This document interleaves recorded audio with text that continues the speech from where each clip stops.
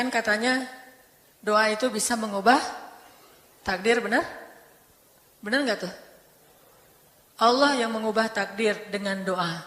Jadi bukan doa mengubah takdir, tapi Allah mengubah takdir dengan doa. Dan takdir itu bisa dirubah-rubah. Suka-suka Allah dong. Orang Allah yang nulis takdir, yamhullahu ma yasha'u wa yuthbit, kata Allah. Allah bisa menghapus apa yang dia tulis dan bisa menetapkan. Jadi nggak usah pesimis, nggak usah putus asa dulu. Wah, kayaknya memang takdirnya nggak bisa. Orang yang jahat kayak saya, yang pernah punya masa lalu yang kelam, nikah dengan akhwat yang hafizoh dari pesantren apa gitu. Kan kayaknya takdirnya nggak. Wal hafizin, wal hafizat, gimana sih? Wal hafizin, gimana sih ayatnya? Saya jadi lupa. Orang yang soleh, orang yang menjaga diri dengan orang yang menjaga diri, orang yang soleh dengan orang yang soleh. At-thayyibin lit-thayyibat, maaf. At-thayyibin lit-thayyibat. Orang yang baik ketemu orang yang baik. Tapi kan saya mah orangnya udah keburu nggak baik duluan. Sekarang lagi belajar jadi orang baik tapi belum baik-baik amat. Sedangkan dia mah udah terpelihara dari dulu. Kayaknya kita mah nggak sekufu, nggak selevel, beda dunia. Yang satu dunia putih, satu dunia hitam.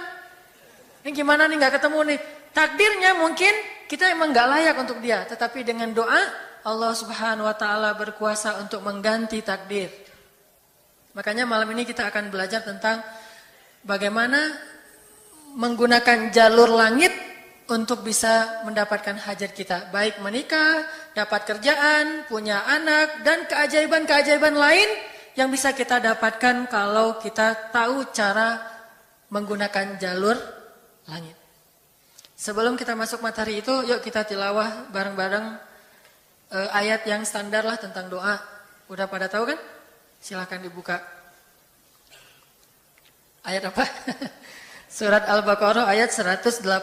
Itu standar banget kalau bab doa. Surat Al-Baqarah ayat 186.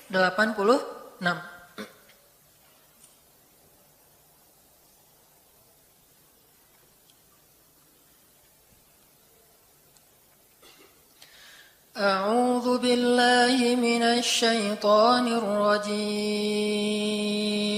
Enggak?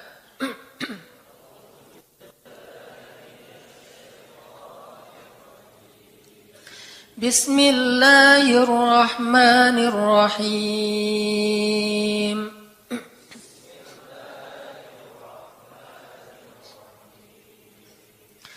Wa idza sa'alaka 'ibadi 'anni fa inni qarib.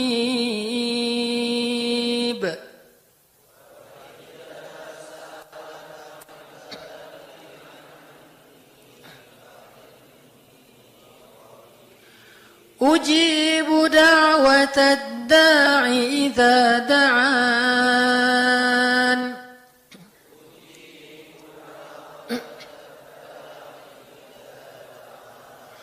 فَلْيَسْتَجِيبُوا لِي وَلْيُؤْمِنُوا بِي لَعَلَّهُمْ يَرْشُدُونَ.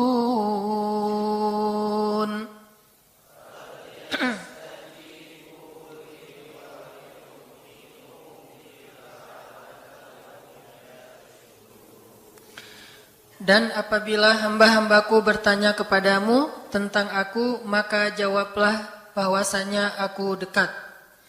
Aku mengabulkan permohonan orang-orang yang berdoa kepadaku apabila dia memohon kepadaku. Maka hendaklah mereka memenuhi segala seruanku dan hendaklah mereka beriman kepadaku agar mereka selalu berada dalam kebenaran. Shadaqallahul azim. Teman-teman yang dirahmati Allah Subhanahu wa taala, ayat ini adalah ayat kalau kita kasih judul ayat ini tuh janji Allah kepada orang yang berdoa. Janji Allah kepada orang yang berdoa. Makanya doa itu benar-benar senjata orang mukmin, melebihi senjata apapun yang dimiliki oleh seseorang. Paling dahsyat itu kalau punya doa. Jadi kalau orang yakin kepada Allah, maka dan keyakinan dia kepada Allah lebih besar daripada keyakinan dia kepada apapun, maka selama dia masih bisa berdoa kepada Allah, dia tenang. Ada masalah dikit, oh ilahi. Ada masalah dikit, ilahi. Ada masalah dikit, Rabbi. Terus saja. Ada masalah sepele apapun, minta ke Allah. Ada masalah apapun, minta ke Allah. Dan kata Nabi, janganlah kalian menjadi lemah dalam berdoa. Karena sesungguhnya tidak akan binasa seseorang selama dia masih berdoa kepada Allah. Itu hadis Nabi dari Aisyah. Janganlah kalian menjadi lemah dalam berdoa. Artinya jadi pundung, jadi putus asa dalam berdoa. Karena tidak akan binasa seseorang selama dia masih berdoa kepada Allah Subhanahu wa taala. Jadi kalau kita masih terus mengharap dan meminta kepada Allah, kita enggak akan binasa. Kita enggak akan kalah, kita enggak akan rugi. Dan kata para ulama, segala sesuatu di dunia ini akan pergi dan tidak kembali. Ini clue penting nih, bisa dicatat. Segala sesuatu di dunia ini akan pergi dan tidak akan kembali kecuali doa. Dia pergi dan dia pasti akan kembali. Segala sesuatu kalau udah pergi di dunia ini nggak akan kembali lagi. Kalau pergi di sini maksudnya pergi kepada Allah. Tapi kalau doa pergi ke Allah, dia pasti akan balik lagi kepada yang meminta. Satu-satunya yang pergi ke Allah dan kembali di dunia ini hanyalah doa. Makanya ayat ini kalau kita kasih judul adalah janji Allah kepada hambanya yang berdoa. Allah berjanji, apa kata Allah? Inni qaribun. Aku itu dekat. Maksudnya, nggak mungkin aku nggak dengar doa kalian. Begitu kita berdoa, kita pikir, Allah dengar nggak ya? Jangan-jangan kok doa saya belum diijabah, kayaknya Allah nggak dengar yang kemarin, saya harus keraskan lagi suara saya. Nggak, inni qarib. Arti inni qarib, aku itu dengar banget apa yang kamu ucapkan. Nggak usah diucapkan, di dalam hati aja Allah udah dengar. Siapa yang pernah berdoa di dalam hati terus langsung Allah ijabah?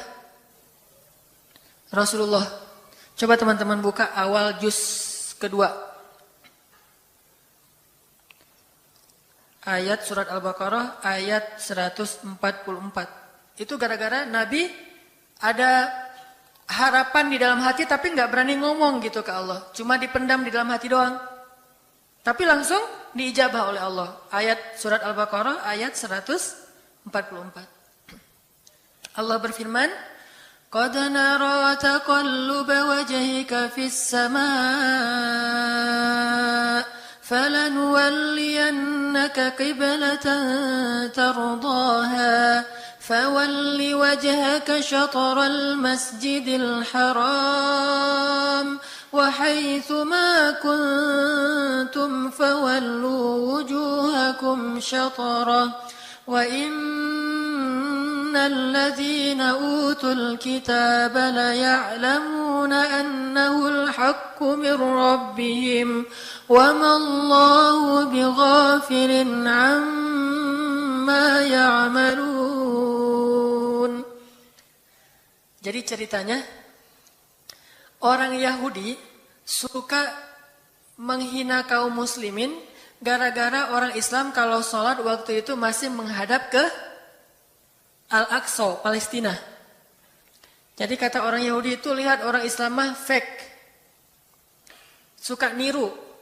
Kita sholat menghadap Al-Aqsa, mereka sholat menghadap Al-Aqsa. Berarti agama mereka itu adalah agama yang meniru agama kita, nggak original. Sering diperolok-olok, setiap kaum muslimin sholat dihina sama mereka. Akhirnya Nabi ngerasa sedih. Wah, gimana ya caranya? Sehingga setiap sore Nabi berdiri di suatu bukit, kemudian lihat ke langit. Cuman nggak ngomong, gini aja ke langit. Membatin, bayangin. Pernah nggak teman-teman membatin ke Allah? Ini yang harus kita coba lakukan. Belajar membatin kepada Allah. Itu romantis banget. Jadi duduk sendiri. Allah, ngomong gitu dalam hati. Dan yakinlah ini qarib, Allah tuh dengerin. Jangan pikir saya kayak ngomong sendiri, kayak orang kurang waras. Enggak, Allah itu mendengar. Jadi kita batin aja sama Allah, ngomong dalam hati. Ya Allah, saya tuh lagi gini, ada masalah. Ngomong dalam hati kita. Please Allah, please gitu ya. Nah, itu kalau kita membatin, inni qaribun wa asirru qaulakum aw ijharu bih innahu alimun bidzatis sudur. Jadi Nabi enggak enak mau ngomong, ya Allah, tolong dong pindahin kiblat dari Masjidil Aqsa ke Masjidil Haram. Soalnya daripada dikata-katain melulu sama orang Yahudi, mau ngomong kayak gitu tuh enggak enak sama Allah, malu Rasul ke Allah. Masa kiblat aja minta dipindahin. Akhirnya Nabi cuma ngelihat ke langit aja tiap hari. Udah selesai, pulang. Besok lihat lagi ke langit. Turunlah ayat ini. Sesungguhnya kami telah melihat bagaimana kamu selalu menengadahkan wajahmu ke langit. Maka kami palingkan kiblat ke arah yang kamu sukai. Coba lihat. Turun wahyu untuk merespon doa Nabi yang bahkan belum diverbalkan. Belum diucapkan dengan kata-kata, tapi Allah udah ngerespon. Ini kan keajaiban doa nih. Cuman kita seringnya ngerasa udah minta berkali-kali kok nggak dikasih-kasih. Kita belajar sekarang. Rasul nggak usah minta pakai verbal, cuman membatin doang dalam hati, Allah udah ngasih. Pernah nggak teman-teman ngerasa kayak gitu? Ada kepengen sesuatu, tiba-tiba terwujud. Pernah kan? Tapi kepengennya yang baik-baik. Pengen misalnya, aduh, saya pengen banget umroh, cuman mau ngomong kayak gitu mah, saya mah orangnya kayaknya nggak mungkin bisa umroh kalau ngandalin harta. Orangnya nggak mampu, kerjanya juga pas-pasan, gimana mau umroh untuk makan aja susah. Tapi pengen banget dalam hati kita. Dan itu rindunya tuh rindu banget. Setiap kali ngelihat video atau tayangan di TV tentang umroh dan haji, menitikkan air mata. Saking kangennya ke Baitullah. Allah tahu itu dalam hati kita. Tiba-tiba ada jalan. Ada aja jalannya. Dan bisa dikasih sedekah, bisa juga hadiah, bisa juga door prize, bisa juga macam-macam. Pokoknya ada jalan aja, tiba-tiba bisa umroh. Dan saya sering banget membawa orang umroh, di antara jamaah itu selalu ada 1 atau 2 orang yang umrohnya itu miracle, keajaiban dari Allah. Ketika saya cari tahu alasannya apa, ternyata emang dia dari dulu pengen banget umroh, cuman nggak bisa ngandelin hartanya, Allah kasih jalan yang lain. Bukankah Allah itu memampukan yang diundang, bukan mengundang yang mampu? Kan itu yang sering kita dengar kan? Allah tidak mengundang yang mampu, tetapi memampukan yang diundang. Kalau udah Allah undang, pasti mampu. Kalau Allah nggak ngundang, walaupun dia mampu nggak akan bisa. Jadi Allah bukan mengundang yang mampu, tetapi memampukan yang diundang. Sehingga kita kalau hati kita kayaknya pantas diundang, Allah undang tuh. Begitu juga dalam urusan rezeki. Aduh, saya pengen kerjaan yang kerjaannya itu lebih halal, lebih nyaman, bisa sholat berjamaah tepat waktu, ada waktu juga buat keluarga, bisa juga berdakwah ke teman-teman.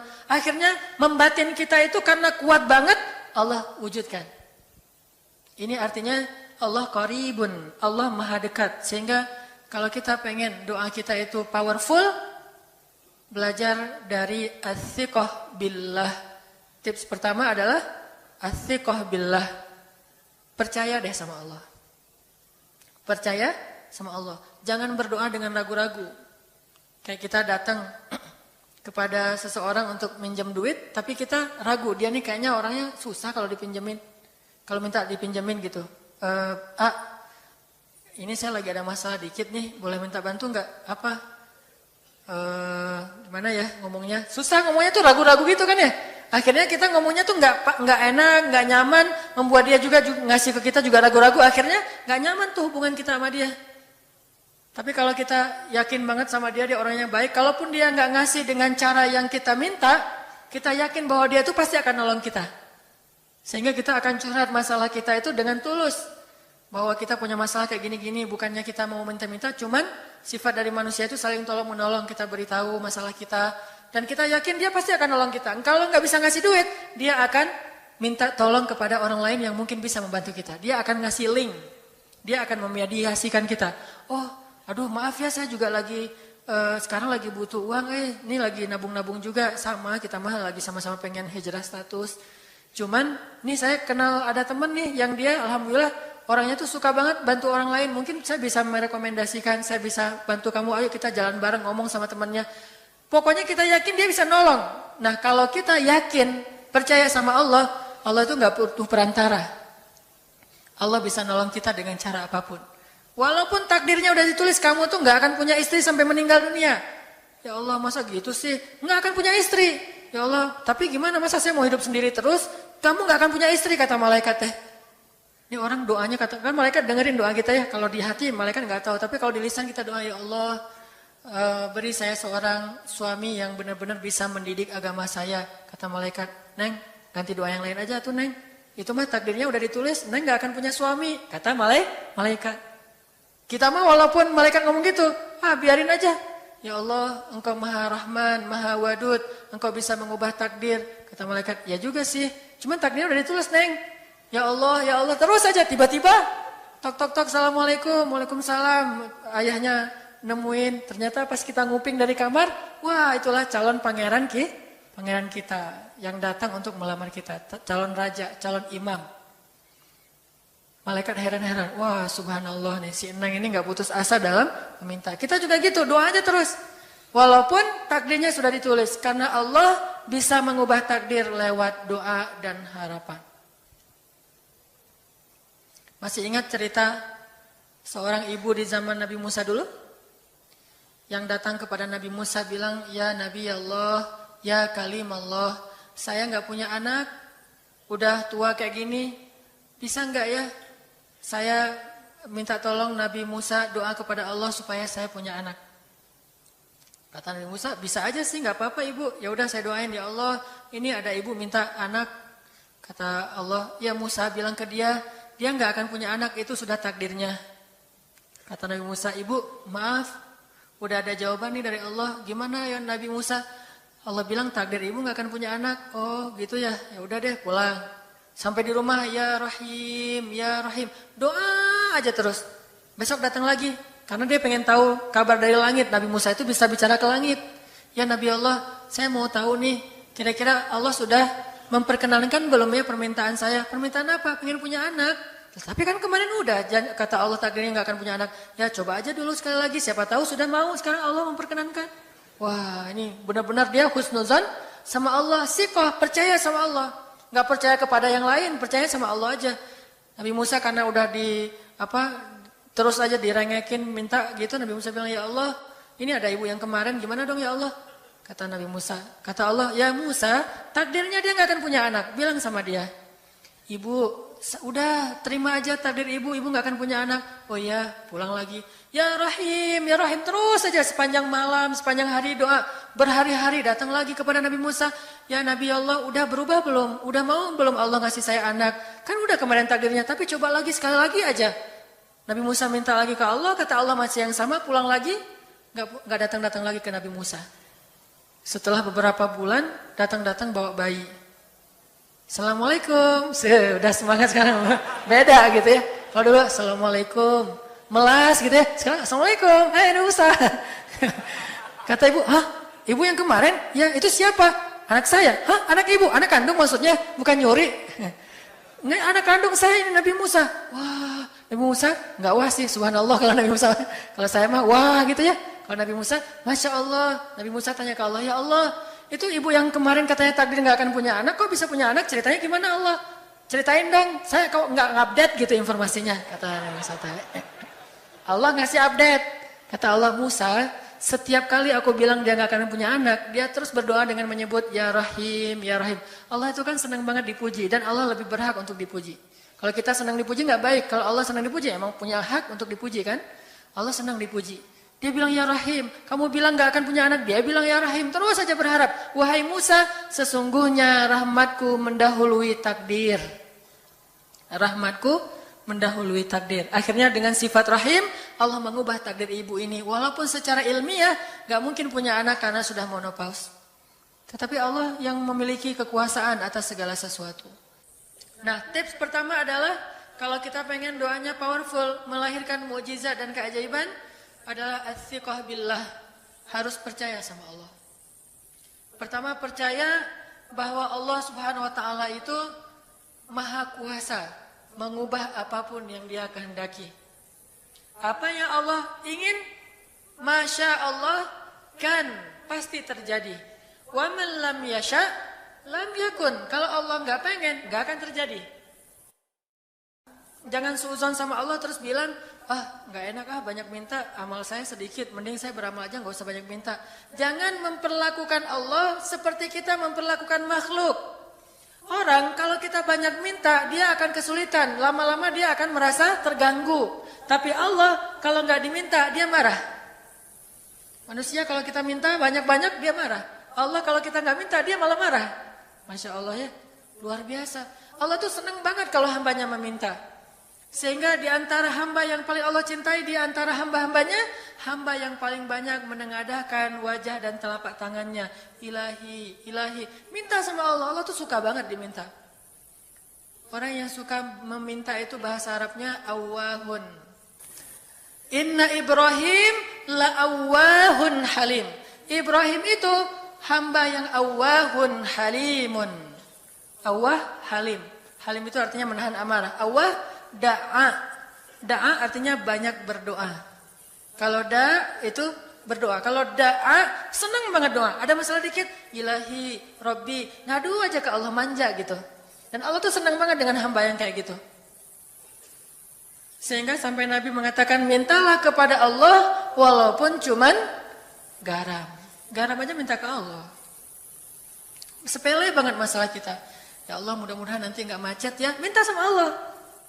Kok macet ya Allah? Ya biar kita sabar. Udah tahu jam macet berangkatnya telat gitu ya. Jangan salahin Allah. Tapi minta, bilang, biasakan kita tuh komunikasi sama Allah dengan manja. Ya Allah, mudah-mudahan saya bisa jawab ujiannya. Udah belajar sih ya Allah, cuma nggak tahu kan semuanya di tanganmu. Minta ke Allah. Bismillahirrahmanirrahim. Makan ya Allah, ini rezeki darimu. Makasih ya, makan. Kalau bahasa lainnya makasih, alhamdulillah. Alhamdulillahilladzi at'amani hadza wa razaqanihi min ghairi haulin minni wala quwwah. Hafal tuh? Kalau nggak hafal, udah aja bismillah lah. Alhamdulillah gitu. Bismillah ya Allah, Masya Allah ini rezeki darimu. Udah selesai makan, udah sendawa gitu.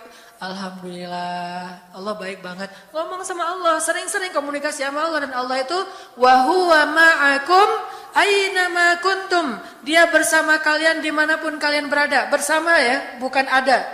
Kalau ada itu beda. Allah di mana-mana itu beda.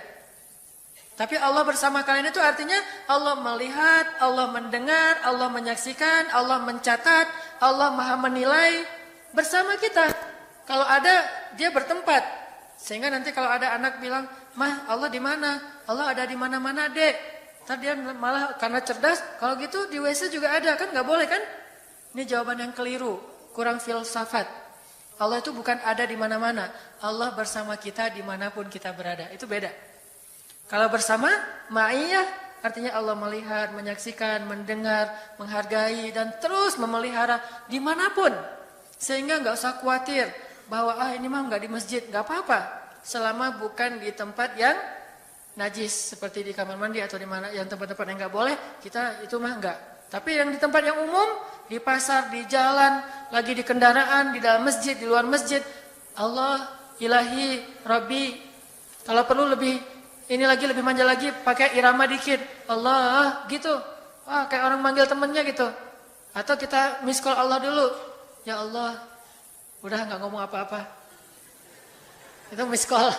Miss call Allah. Ngapain miss call? Caper, kangen sama Allah. Allah, gitu lagi. Itu zikir kan?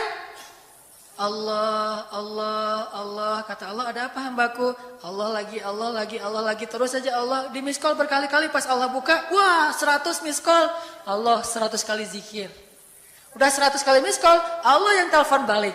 Ada apa hambaku? Wah, ditelepon sama Allah. Lewat kejadian-kejadian hidup. Tiba-tiba ada kejutan dari Allah. Langsung bilang sama Allah, thanks Allah. Kan romantis itu sama Allah. Jangan cuma sama cewek doang bilang thanks. Segala macam bahasa-bahasa yang keren. Sama Allah juga harus keren. Tapi setelah thanks, alhamdulillah. Karena itu yang paling baik. Intinya harus percaya sama Allah. Allah tuh senang banget didoain. Kita berdoa kepadanya gitu. Allah tuh senang. Terus makna percaya sama Allah juga, kita percaya bahwa Allah itu nggak akan ngecewain orang yang berdoa. Ujibu da'watad da'i idza da'an. Aku pasti mengijabah doa hamba-hamba yang berdoa kepadaku. Enggak usah khawatir, pasti diijabah. Tapi kok masih belum aja Ustaz? Nah, kita harus belajar apa itu makna diijabah. Jangan-jangan Allah udah mengijabah, kita nggak ngerti. Kayak ada analogi tentang orang yang tenggelam, terus dia meninggal sambil menuduh Allah. Allah kok nggak nolong saya? Bukankah aku sudah mengirim pelampung? Jadi pelampung itu cara Allah menolong kita. Kita harap ditolongnya tiba-tiba selamat aja di pantai. Nggak kayak gitu. Allah punya cara. Sehingga kita harus belajar memahami maksud Allah. Allah maksudnya apa? Di antara cara Allah mengijabah, kata para ulama, satu, Allah mengijabah persis seperti yang kita minta. Dua, Allah mengijabah yang lebih baik dari yang kita minta. Yang ketiga, Allah kalau nggak ngasih persis, ngasih yang lebih baik, dikasih di akhirat. Bahkan itu lebih keren daripada di dunia. Kok di akhirat sih? Ntar dulu. Akhirat itu jaraknya nggak jauh dengan kita. Cuma